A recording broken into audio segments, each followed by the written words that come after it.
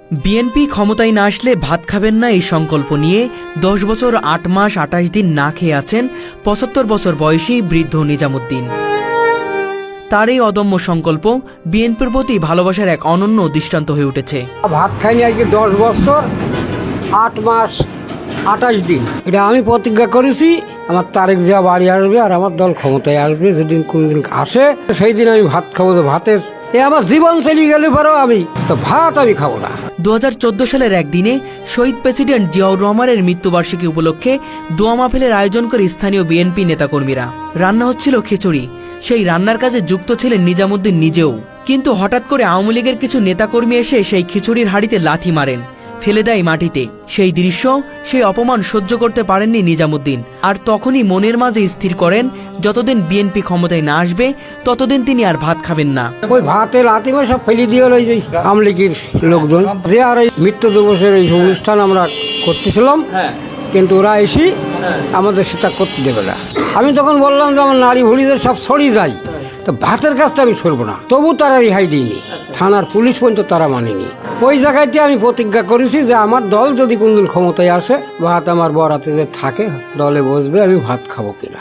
নিজামুদ্দিন পেশায় একজন কাঠমিস্ত্রি, তবুও প্রতিদিন সময় করে যান স্থানীয় বিএনপির অফিসে। পরিষ্কার করেন শহীদ জিয়াউর রহমান ও তারেক জিয়ার ছবি। তার কথাই দলই তার পরিবার, জিয়া পরিবারই তার প্রেরণা। অনেকে তাকে অর্থ দিয়ে ভাত খাওয়ানোর চেষ্টা করেছেন, কিন্তু নিজামুদ্দিন অনড় তার সিদ্ধান্তে। তার একটা আকাঙ্ক্ষা, বিএনপি যেন আবারও ক্ষমতায় ফিরে আসে। সেই দিন তিনি ছাগল জবাই করে গ্রামের মানুষের ভাত খাওয়াবেন এবং তারেক জিয়ার সাথে একসাথে বসে খাবেন। পদ বা প্রতিদানের জন্য নয়, নিজামুদ্দিনের রাজনীতি শুধু ভালোবাসা থেকে। শারীরিকভাবে খুব একটা ভালো নেই নিজামুদ্দিন, শুকিয়ে গেছেন। দুর্বল শরীরটা কেবল টিকে আছে একমাত্র আকাঙ্ক্ষায়, দলটি যেন ফিরে আসে ক্ষমতায়।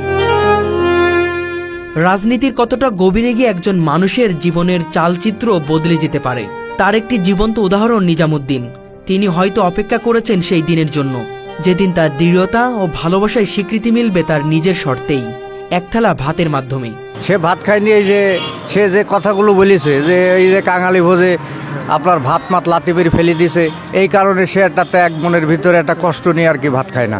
আচ্ছা আচ্ছা, আপনারা গ্রামবাসী কখনো জোর করেননি যে? না, হ্যাঁ, আমরা অনেকে বলেছি যে তুমি ভাত খাও, তারপরে সে খায় না। ওটা আছে জিয়ার আছে মৃত্যুবার্ষিকী অনুষ্ঠান হচ্ছিল, আমেরিকার লোক ভাত ফেলে দেওয়ার কারণে সেদিন থেকে প্রতিজ্ঞা করেছে। হ্যাঁ, আমরা খোসামত করেছি। তা সে দলকে খুব ভালোবাসে, আচ্ছা এই জন্য সে ভাত খায় না। আচ্ছা বলে আমার দল ক্ষমতায় আসলে আমি ভাত খাবো। আচ্ছা আচ্ছা। ভালো লোক হিসাবে ভালো, উনি খুব গরিব মানুষ, লোক হিসাবে ভালো, খুব ত্যাগী লোক। কতদিন ধরে উনি? বহুদিন ধরে বিএমপি করে, আচ্ছা আচ্ছা। জিয়ার আমল থেকেই করে পেটে। আসসালামু আলাইকুম। ওয়ালাইকুম আসসালাম। তবে আমরা যতটুকু জানি আপনি দীর্ঘ বছর ভাত না খেয়ে আছেন, এটা কতটুকু সত্য? আপনি কেন ভাত না খেয়ে আছেন একটু বলবেন? মানে এটা সত্য কথাই, মিথ্যে কথা না। এটা আমি প্রতিজ্ঞা করেছি আমার তারেক জিয়া বাড়ি আসবে আর আমার দল ক্ষমতায় আসবে, যেদিন কোনদিন আসে। আর আমার দল যদি কোনদিন ক্ষমতায় আসে সেই দিন আমি ভাত খাবো। তো ভাতের কাছে যে যখন আমি সরলাম না ভাত, তবুও তারা শুনল না। এই জন্যই এমন প্রতিজ্ঞা আমি করেছি যে ভাত আমি আর খাবো না। আমার দল যদি ক্ষমতায় আসে, যদি আল্লাহ আমার বরাতে লিখি থাকে, তারেক জিয়া বাড়ি আসলি আমি তার বাসায় যাবো। যাওয়ার পরে সে কী বলবে না বলবে, তালিবারে আমার দলে বসবে। ভাত আমি খাবো কি খাবো না আমি বলতে পারবো না। কত বছর ভাত না খেয়ে আছেন? তা ভাত খাইনি আজকে 10 বছর 8 মাস 28 দিন। 10 বছর 8 মাস 28 দিন। এত দিন ভাত না খেয়ে আছেন এবং প্রতিটা দিন আপনি গুনছেন, কি কারণে? ওই 1-2 করে গুনি, আমি তো লেখাপড়া জানিনি। কি কারণে না খেয়ে আছেন বলেন? ওই ভাতে লাথি মার সব ফেলে দিয়ে ওই যে সেই আওয়ামী লীগের লোকজন, সন্ত্রাসীরা। যার কারণে আমি ভাতে একদম প্রতিজ্ঞা করেছি যে আমার দল যদি কোনদিন ক্ষমতায় আসে। আপনার ভাতে লাথি মারছিল নাকি কোন ভাতে এটা? না, আমাদের ওই জিয়ার এই মৃত্যু দিবসের এই অনুষ্ঠান আমরা করতেছিলাম, হ্যাঁ, কিন্তু ওরা এসে আমাদের সেটা করতে দেবে না। আচ্ছা। মানে নষ্ট না বাদ করে দিল। এইসব লোকের পেটের মধ্যে সাবল ঢুকে দিয়ে যাচ্ছিল, এরা সব দৌড় মারল। আমার কাছে কিছু ছিল না, 2-3 লোক ছিলাম আমরা। আমি তখন বললাম যে আমার নারী ভুলিদের সব সরিয়ে যাই, তো ভাতের কাজটা আমি সরবো না। আচ্ছা। তবু তারা রেহাই দিইনি, আচ্ছা। থানার পুলিশ পর্যন্ত তারা মানেনি। আচ্ছা তো এখন আর মুখের ভাষা তো আর আমি বলতে পারছি না, হ্যাঁ আর ওটা বলাই আমার দরকার নেই। ওরম ভাষায় আমার বাপ আমাদের জন্ম দিইনি, আচ্ছা ওটা আমরা বলতেও পারবো না আর বলবো না। ওই জায়গাতে আমি প্রতিজ্ঞা করেছি যে আমার দল যদি কোনদিন ক্ষমতায় আসে, দল বসবে।